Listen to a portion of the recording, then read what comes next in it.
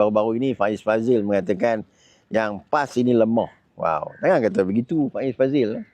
PAS ni tak lemah. Yang lemah amanah. Saya kena bercakap benda yang betul. Amanah, berapa kerusi yang hampa menang? Abang Mai. Di negeri Kedah ada ke? Perlis ada ke? Di Kelantan ada lah kot satu. Jadi kita ni jangan duk berasa hebat. Amanah ini ialah mereka bila mai isu-isu yang viral lah, isu-isu panas, maka mereka pun mai lah.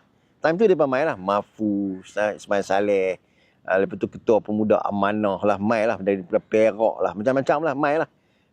Mereka nak tunjuk yang mereka ni buat kerja, tuan-tuan. Jadi dalam Facebook ini memaparkan gambar Syed Ustaz Agong Amanah Faiz Fazil di mana ayatnya bertulis ketika UMNO PAS bersatu bergolak isu Amanah sedang perkukuh jentera PRU ke-16. Cailah tuan-tuan. Sembang tuan-tuan. Ini saya nak bagi realiti lah.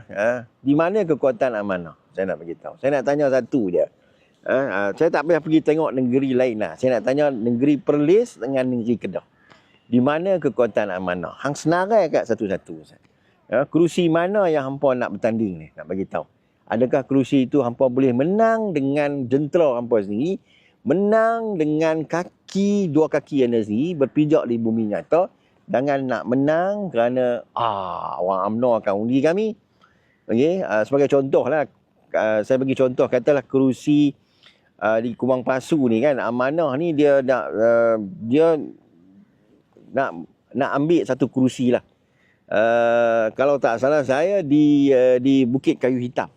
Bukit Kayu Hitam. Kerusi itu adalah kerusi UMNO.